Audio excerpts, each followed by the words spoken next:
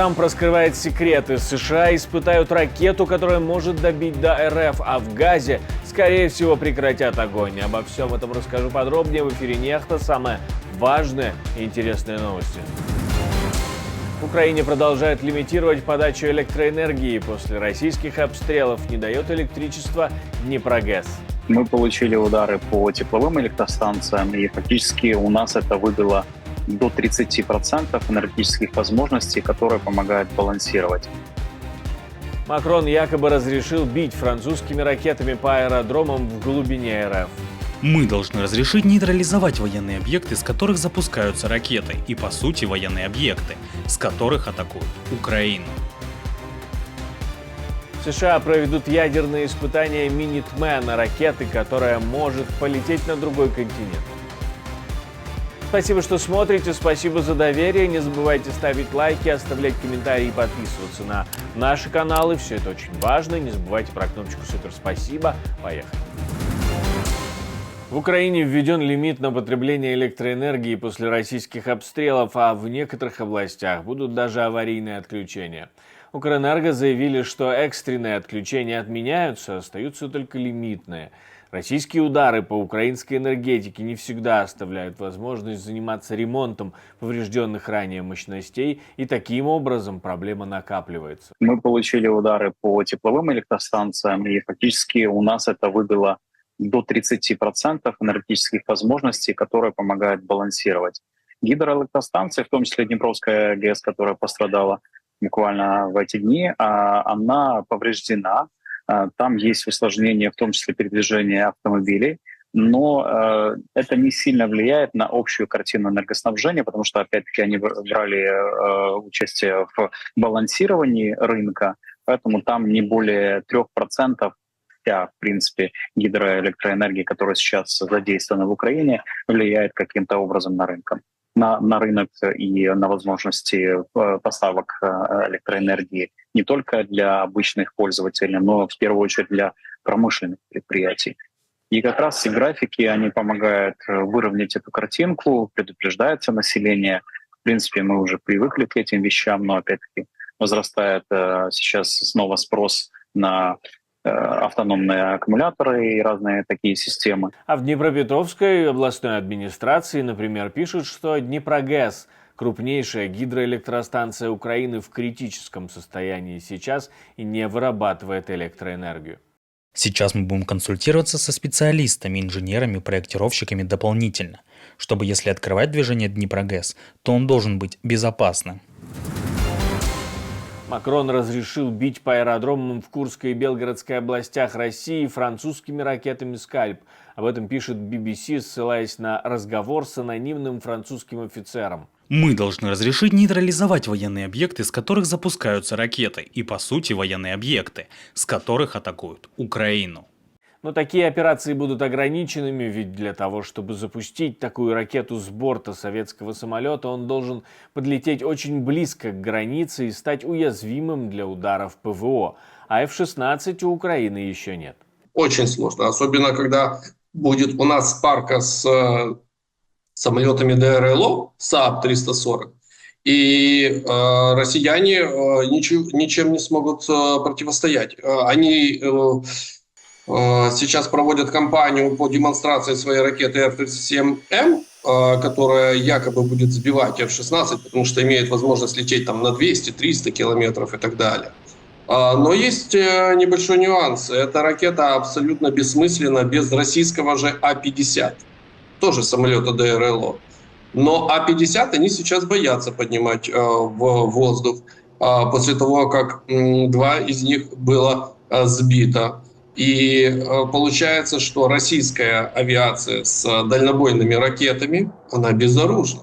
В то же самое время украинские F-16 при поддержке АВАКС самолетов будут иметь возможность использовать в номенклатуре вооружение, ракетное вооружение воздух-воздух, например, большого радиуса действия, например, до 180 километров. К слову, в Белгородской и Курской областях жители снова пишут в интернет о взрывах и якобы о работе ПВО. В результате детонации боеприпасов на Белгородчине погиб даже заместитель главы администрации, секретарь Совета безопасности района Игорь Нечипаренко. Пишет об этом губернатор области в Телеграм. Все произошло, когда чиновники осматривали не разорвавшийся снаряд. В результате 2 сельских глав получили ранения, и глава района тоже.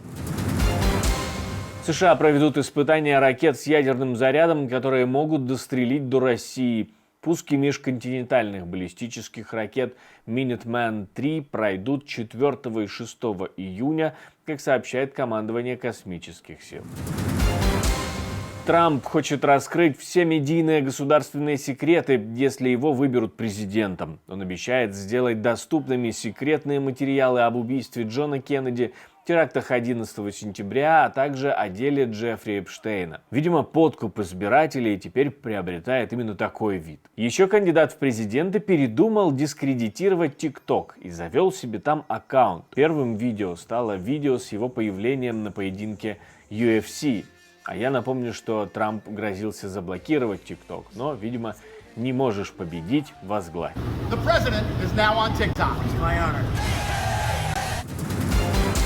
Поджогом в польских торговых центрах может быть причастен зять белорусского дипломата в Польше.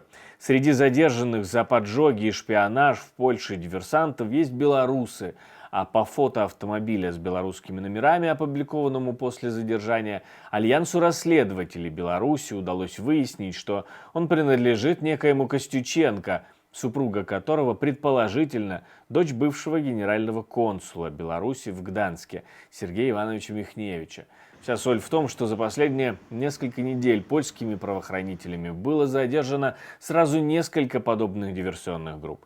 Похоже на активизацию шпионских сетей, подготовку к чему-то. В Польше была разоблачена группа, которую сотрудники российских спецслужб нанимали за весьма, скажем так, скромные деньги в моменте отслеживания характера военно-технической помощи, а именно, то есть эшелоны с военным имуществом ставили маяки, соответственно, и либо давали информацию непосредственно кураторам. А уже на момент разгрузки на территории Украины по логистическим объектам на территории Украины наносились удары с использованием крылатых и баллистических ракет.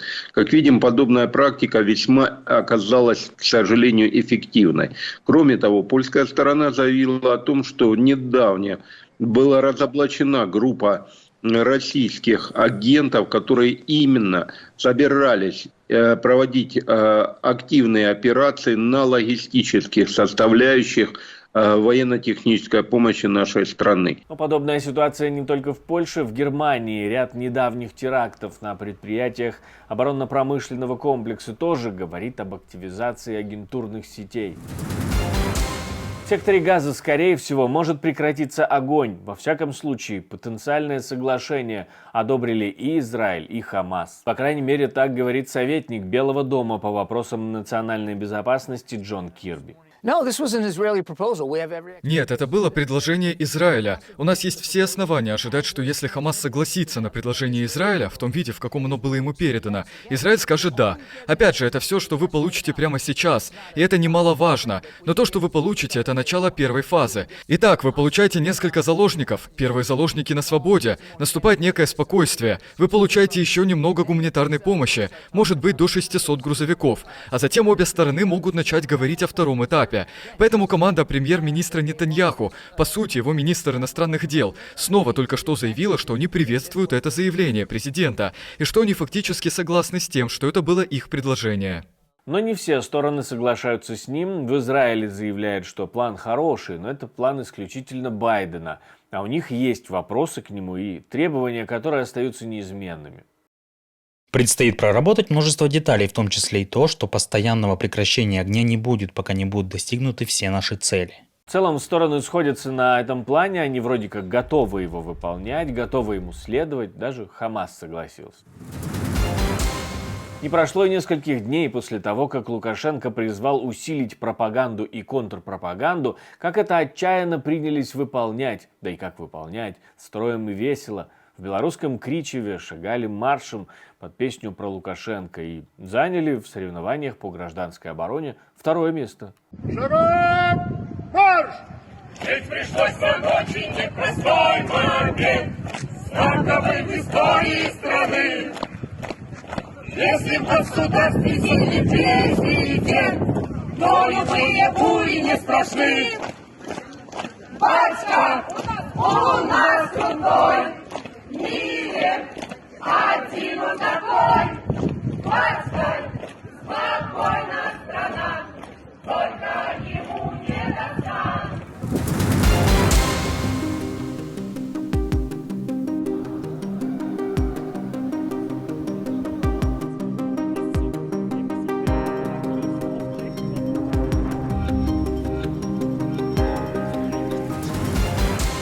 Я хочу напомнить вам, друзья, что мы существуем только благодаря вашей поддержке. Ваше спонсорство, донаты, то, что вы нажимаете кнопочку «Супер спасибо», помогает нам создавать новые и новые видео, и нам это очень важно. Поэтому не останавливайтесь и продолжайте делать то, что делали.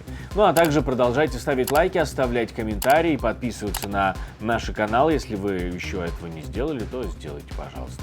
В общем, на этом все. До встречи и хороших вам новостей.